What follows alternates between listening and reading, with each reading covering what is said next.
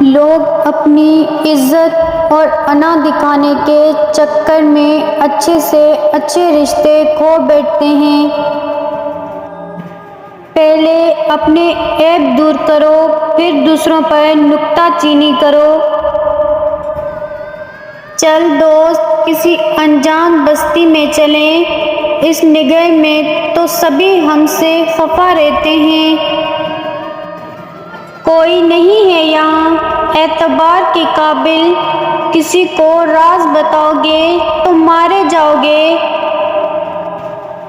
حضرت علی رضی اللہ تعالیٰ عنہ نے فرمایا، اگر کوئی تم سے جلتا ہے تو بجائے غصہ ہونے کے ان کی جلن کی قدر کرو، کیونکہ یہی وہ لوگ ہیں جو تمہیں خود سے بہتر سمجھتے ہیں۔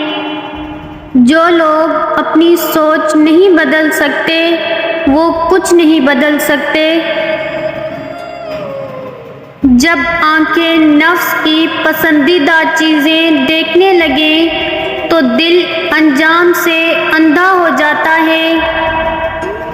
جو ظلم کے ذریعے عزت چاہتا ہے اللہ اسے انصاف کے ذریعے ذلیل کرتا ہے۔